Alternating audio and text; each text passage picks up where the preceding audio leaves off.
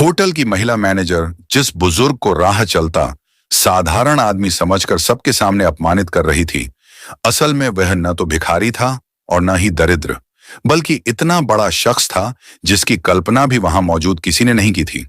जब उनकी हकीकत सबके सामने आई तो पूरे होटल में सनसनी मच गई।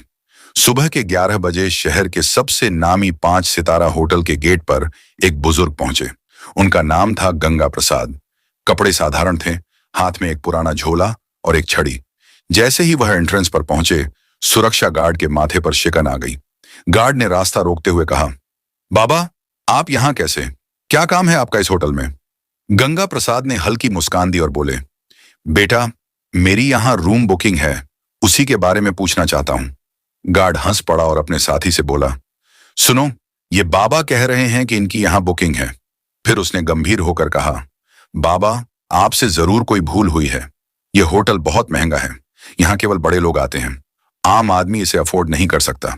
इसी बीच होटल की रिसेप्शनिस्ट राधा कपूर ने यह बातचीत सुन ली। उसने गंगा प्रसाद को ऊपर से नीचे तक देखा और उसके चेहरे पर तिरस्कार की मुस्कान तैर गई। उसने कहा, बाबा, मुझे नहीं लगता कि आपकी बुकिंग इस होटल में होगी, शायद आप गलत पते पर आ गए हैं।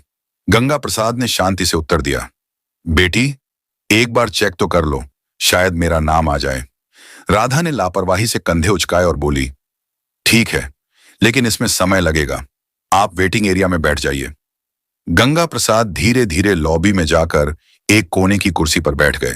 झोला नीचे रखा और छड़ी पर हाथ टिकाकर चुपचाप बैठे रहे। लॉबी में मौजूद गेस्ट उन्हें घूर रहे थे।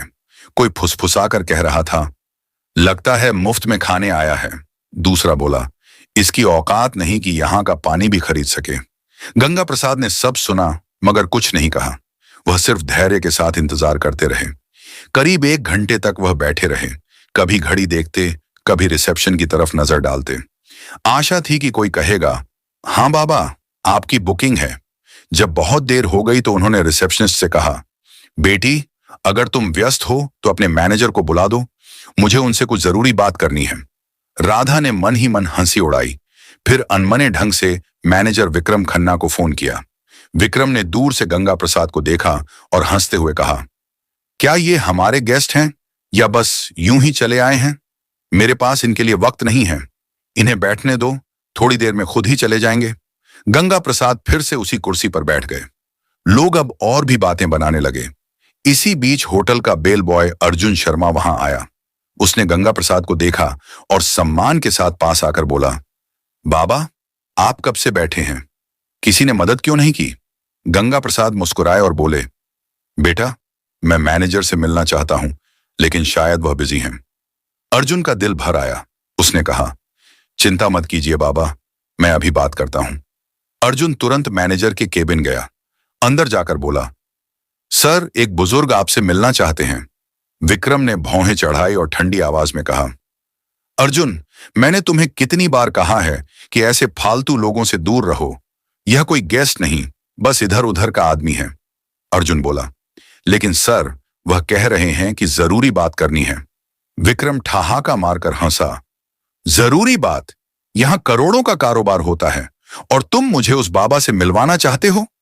जाओ, अपना काम करो। अर्जुन दुखी होकर बाहर आ गया और गंगा प्रसाद को सच्चाई बता दी। गंगा प्रसाद ने उसका हाथ पकड़कर कहा, कोई बात नहीं बेटा, तुमने कोशिश की, यही मेरे लिए काफी है। काफी समय बीतने के बाद गंगा प्रसाद उठे। उन्होंने रिसेप्शन पर जाकर कहा, अब मैं खुद ही मैनेजर से मिल लेता हूं, और सीधा मैनेजर के केबिन की ओर बढ़े। अंदर जाकर उन्होंने लिफाफा टेबल पर रखा और बोले, ये मेरी बुकिंग और कुछ दस्तावेज हैं, देख लीजिए। विक्रम ने बिना खोले ही कागज पटक दिए और हंसते हुए कहा, बाबा, आपकी शक्ल ही बता रही है कि आपके पास कुछ नहीं है। यह होटल आपके बस का नहीं है, जाइए यहां से। गंगा प्रसाद ने गहरी आवाज में कहा, बेटा, बिना देखे फैसले मत लो। सच्चाई अक्सर वैसी नहीं होती जैसी नजर आती है। लेकिन विक्रम ने अहंकार से उनकी बात ठुकरा दी। गंगा प्रसाद धीरे से बोले, ठीक है, याद रखना, तुम्हें अपने कर्म का फल अवश्य मिलेगा, और वहां से निकल गए। बाद में अर्जुन ने वही लिफाफा उठाया और होटल के रिकॉर्ड चेक किए। फाइल देखकर उसकी सांसें तेज हो गईं। गंगा प्रसाद इस होटल के 65% हिस्सेदार और संस्थापक सदस्य थे। उसने रिपोर्ट निकालकर विक्रम को दिखाई, लेकिन विक्रम ने अहंकार में रिपोर्ट तक नहीं देखी और हंसते हुए कहा, यह होटल मेरी मैनेजमेंट से चलता है, किसी बाबा की दान से नहीं। अगले दिन सुबह 10:30 पर होटल का माहौल बदल गया। गंगा प्रसाद वापस आए। इस बार उनके साथ एक अधिकारी भी था जिसके हाथ में ब्रीफकेस था। अंदर आते ही उन्होंने आदेश दिया, मैनेजर को बुलाओ। विक्रम घबराया हुआ आया। गंगा प्रसाद ने कहा, विक्रम खन्ना, कल ही मैंने कहा था तुम्हें परिणाम भुगतना पड़ेगा। आज वह समय आ गया है। अधिकारी ने फाइल टेबल पर रखी और सबके सामने कहा, होटल के 65% शेयर गंगा प्रसाद के नाम पर हैं। असल मालिक वही हैं। पूरा स्टाफ स्तब्ध रह गया। राधा के हाथ कांपने लगे। गेस्ट्स आपस में फुसफुसाने लगे, अरे ये तो असली मालिक हैं, हमने कितनी बड़ी गलती कर दी। गंगा प्रसाद ने विक्रम से कहा, आज से तुम मैनेजर नहीं रहोगे, तुम्हारी जगह अब अर्जुन यह पद संभालेगा। फिर अर्जुन की ओर मुड़े और बोले, तुम्हारे पास धन नहीं था, लेकिन इंसानियत थी, यही असली योग्यता है। अर्जुन भावुक होकर बोला, साहब, मैंने तो बस इंसानियत निभाई थी। गंगा प्रसाद ने मुस्कुराकर कहा, इंसानियत ही सबसे बड़ी ताकत है।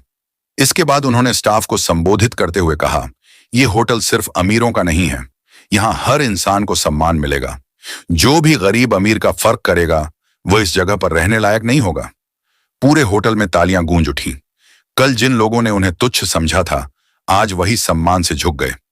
गंगा प्रसाद ने अंत में कहा, असली अमीरी पैसे में नहीं, सोच में होती है। इतना कहकर वह बाहर निकल गए।